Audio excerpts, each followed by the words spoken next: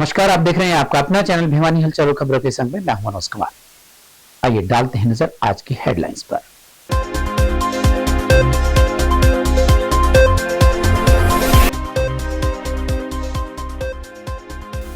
सोमवीर हत्याकांड में परिजनों ने सभी आरोपियों को गिरफ्तार करने की लगाई एसपी से गुहार।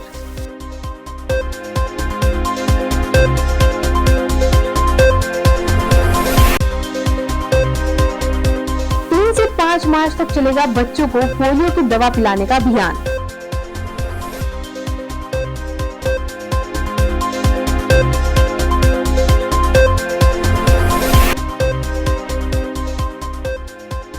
बुनियाद लेवल 2 की परीक्षा आयोजित, 85% बच्चे रहे उपस्थित।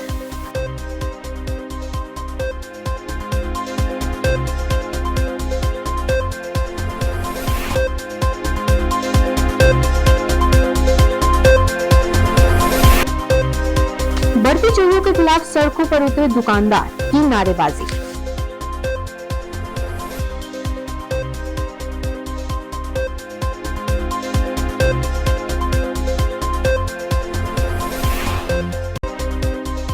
तीन दिन के लिए मौसम में फिर होगा बदलाव, ओलावृष्टि की संभावना।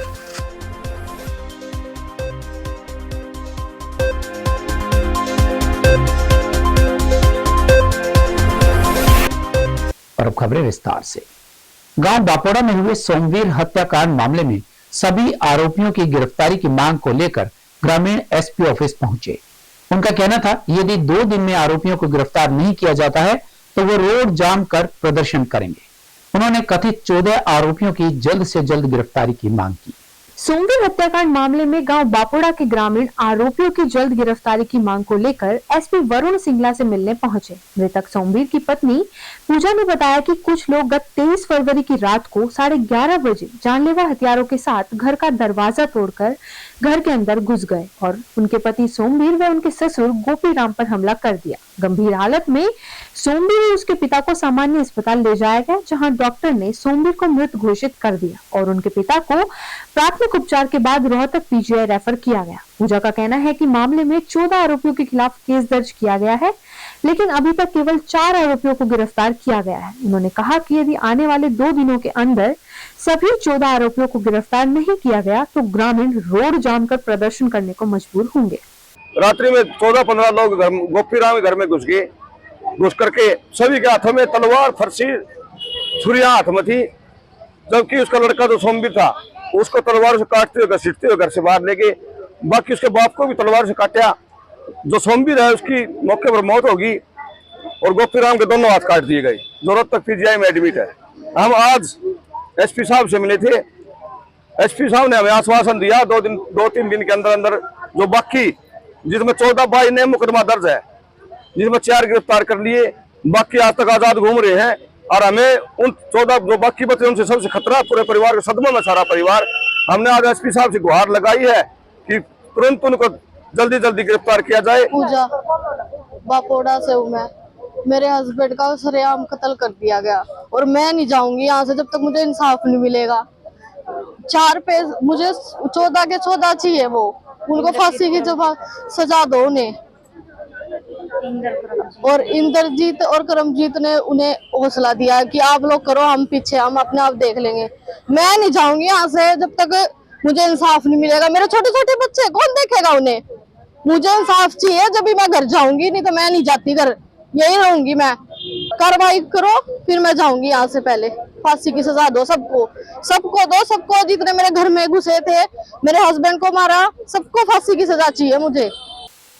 बच्चों को पोलियो की दवा पिलाने के अभियान को लेकर नगराधीश विपिन कुमार ने समीक्षा बैठक की अध्यक्षता करते हुए कहा कि कोई भी बच्चा किसी भी सूरत में इस दवा से वंचित नहीं रहना चाहिए। उन्होंने बताया कि यह दवा जिले में 618 बूथों पर 1,29,452 बच्चों को पिलाई जाएगी।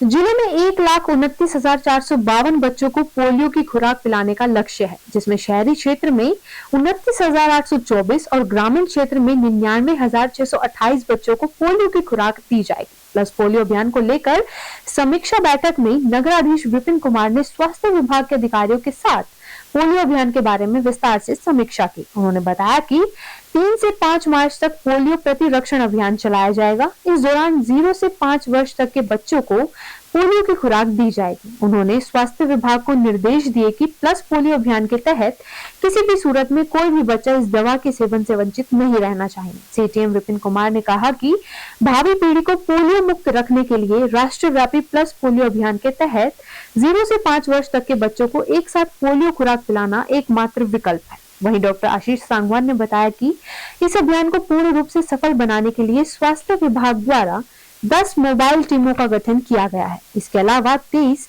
ट्रांजिट टीमें बनाई गई हैं। विभाग द्वारा स्लम बस्तियों के लिए 67 टीमें अलग की गई हैं। वे घुमंतू बंजारों तक पहुंचने के लिए 26 टीमें भी बनाई गई हैं। आज माननीय सीटीएम साहब की अध्यक्षता में जो हमारा पल्स पोलियो का जो अभियान आ रहा है उसके रिगार्डिंग एक डिस्ट्रिक्ट टास्क फोर्स की मीटिंग हुई थी, जिसके अंदर इंटरसेक्टोरल कन्वर्जेंस के लिए विभिन्न विभागों की से समीक्षा बैठक भी हुई है। और जिन जिन विभाग से जो भी हमें समीक्षा है कि उनकी ये मदद चाहिए वो सीटीएम साहब की अध्यक्षता में हमने उनको बता भी दिया है। और यह जो पल्स पोलियो कार्यक्रम है वो 3 मार्च 2024 से 5 मार्च 2024 तक 3 दिन तक लगातार जिला भिवानी में चलाया जाएगा। जिला भिवानी के अंदर हमारी जो माइक्रो प्लानिंग है वो पूर्ण रूप से पूरी करी जा चुकी है। और इसके अंदर जो लाभार्थी 0 से 5 साल के रहेंगे हमारे, उसका टारगेट जो है वो 1,29,452 है, जिसके लिए बूथ एक्टिविटी जो होती है पहले दिन की, उसके अंदर 618 बूथ हमने यहाँ पे बना लिए गए हैं, अर्बन में भी और रूरल के अंदर भी। और जो हमारा ट्रांजिट टीम है जो हमारी रेलवे स्टेशन और बस स्टैंड के ऊपर रहेंगी, वो भी पूरे ज़िले भर में 23 हमने गठित कर दिए हैं। और मोबाइल टीम्स जो हमारे भट्टे हैं या फिर स्लम्स हैं या फिर कोई कंस्ट्रक्शन साइट है, वहाँ पे मोबाइल टीम जो विजिट करेगी उनकी संख्या 10 है। और जो टोटल मैन पावर इसके अंदर पूरे स्वास्थ्य विभाग की इन्वॉल्व हो रखी है वो 2,684 है। विभिन्न विभागों से हमने जैसे एजुकेशन डिपार्टमेंट को ही ले लें तो उनसे भी हमने रिक्वेस्ट की है कि वो अपने जो भी मॉर्निंग प्रेयर्स हैं उसके अंदर बच्चों को सेंसिटाइज करें। पोलियो स्काउट्स बनाएं 20 बच्चे पर स्कूल के हिसाब से, जो कि बच्चों की मोबिलाइजेशन में हेल्प करेंगे। सरकार द्वारा संचालित बुनियाद लेवल 2 की परीक्षा शहर के 3 परीक्षा केंद्रों पर संपन्न हुई, जिसमें लगभग 1000 बच्चों ने परीक्षा दी। जिला शिक्षा अधिकारी नरेश मेहता ने बताया कि लेवल 1 की परीक्षा उत्तीर्ण कर छात्रों ने लेवल 2 की परीक्षा दी है और इसके बाद लेवल 3 की परीक्षा का आयोजन बच्चों के अभिभावकों के साथ ओरिएंटेशन कार्यक्रम के साथ किया जाएगा।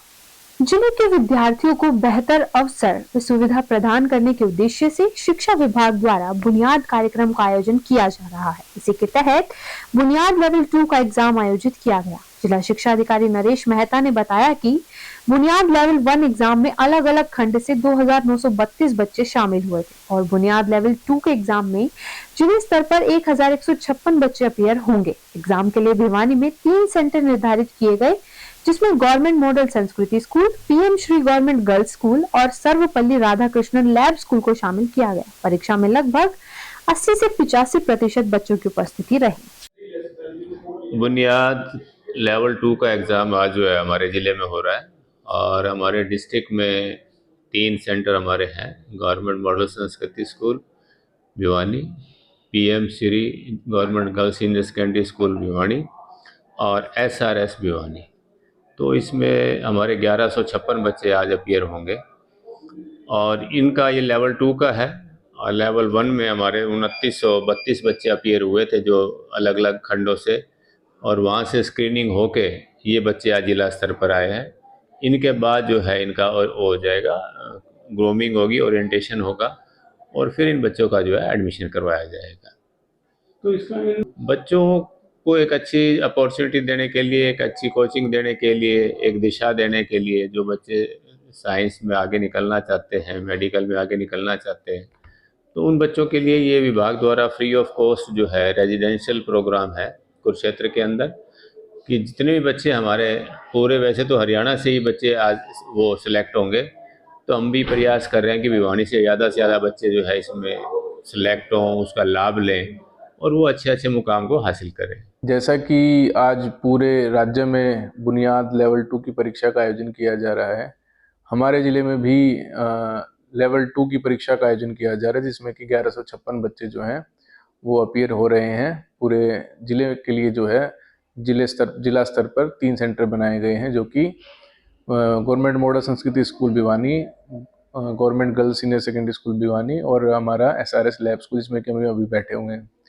तो यह परीक्षा जो है लेवल 1 के बाद जो है लेवल 2 है हमारी, इसके पश्चात जो है लेवल 3 का आयोजन किया जाएगा, जिसके बाद जो है ऑनलाइन क्लासेस, जो बुनियाद प्रोग्राम जो हमारा हरियाणा सरकार के द्वारा जिसको चलाया जा रहा है बच्चों के उत्थान के लिए, बच्चों के उज्जवल भविष्य के लिए, एक बहुत छोटे स्तर पर ही बच्चों को जो है एक अच्छा अवसर प्रदान किया जा रहा है सरकार के द्वारा, जिससे कि वो आने वाले कंपटीशन एग्जाम्स के लिए प्रिपेयर कर पाएँ और अपने भविष्य को उज्जवल बना सकें। भिवानी में इन दिनों चोरियों का सिलसिला रुकने का नाम नहीं ले रहा है। चोरों की गिरफ्तारी न होने के चलते उनके हौसले बढ़ते ही जा रहे हैं। चोरों ने न्यू विद्यानगर कॉलोनी स्थित इलेक्ट्रिक वर्क्स की दुकान से करीबन 3 लाख रुपए के सामान पर हाथ साफ कर दिया। सूचना मिलने पर मौके पर पुलिस पहुंची और जल्द से जल्द चोरों को पकड़ने का आश्वासन दिया।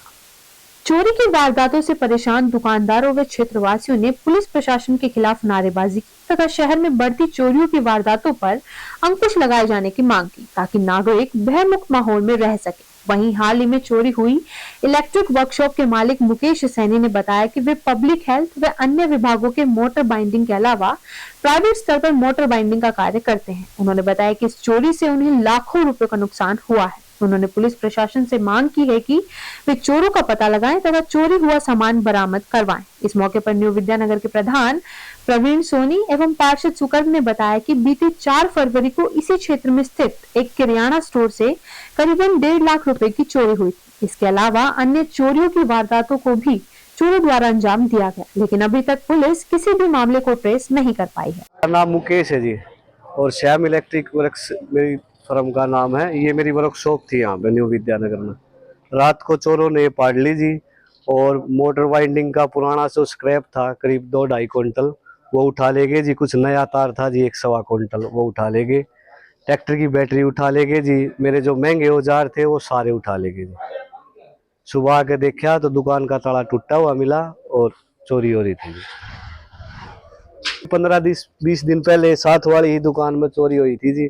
करीब 1.5-2 लाख रुपए का सामान उठा ले गए। हमारे कैमरे, DVR, LED वगैरह सब चोरी कर ले गए। सारा खाली करती दुकान की। मेरी दुकान में जी करीब 2.5-3 लाख रुपए की चोरी होगी जी। कॉपर का तार था जी मोटर वाइंडिंग का, वो उठा ले गए जी। औजार ले गए जी।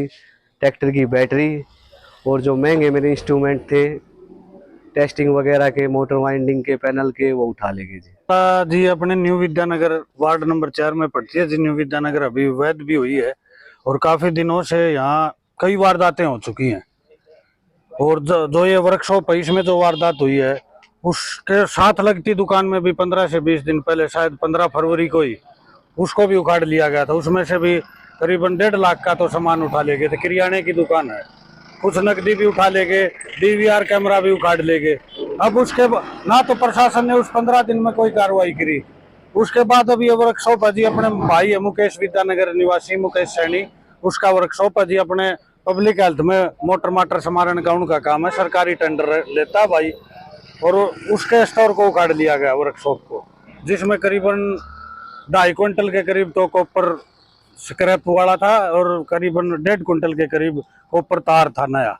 एक ट्रैक्टर की बैटरी थी, कुछ मोटर मशीन थी पुरानी, उनको उखाड़ लिया गया। प्रशासन के पास भी कई बार वार्ड के आदमी जा चुके हैं, लेकिन कोई कार्रवाई नहीं हो रही। मैं प्रवीण सोनी न्यू विद्यानगर से।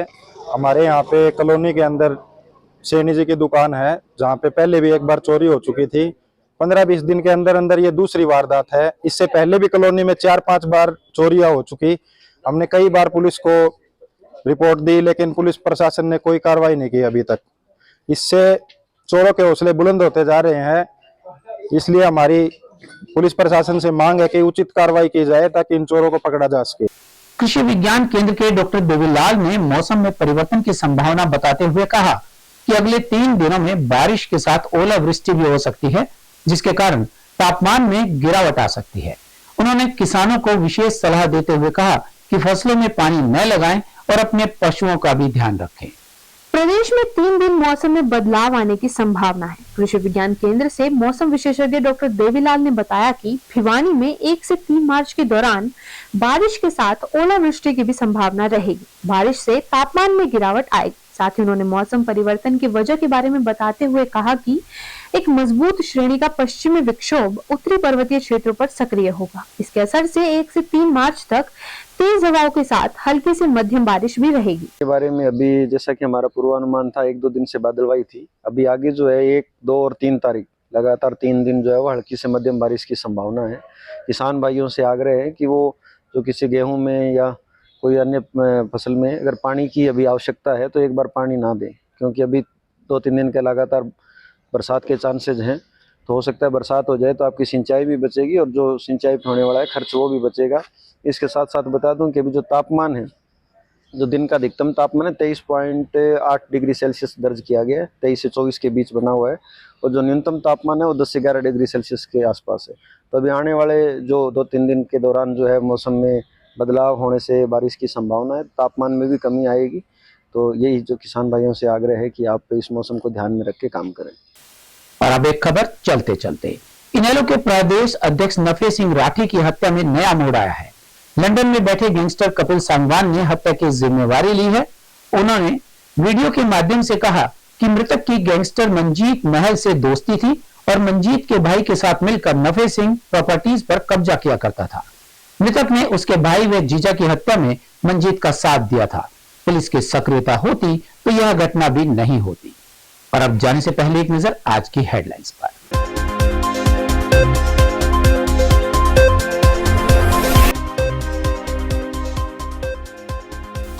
सोमवीर हत्याकांड में परिजनों ने सभी आरोपियों को गिरफ्तार करने की लगाई एसपी से गुहार।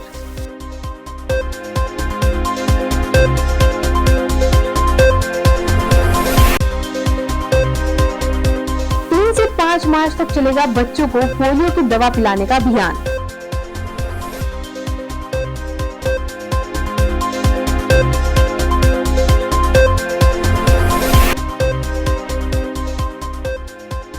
बुनियाद लेवल 2 की परीक्षा आयोजित, 85% बच्चे रहे उपस्थित।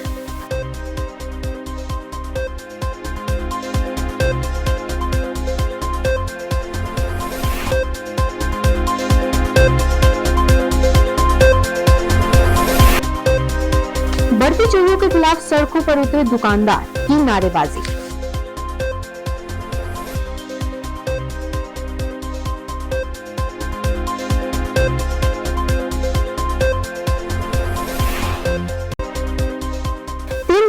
मौसम में फिर होगा बदलाव, ओलावृष्टि की संभावना।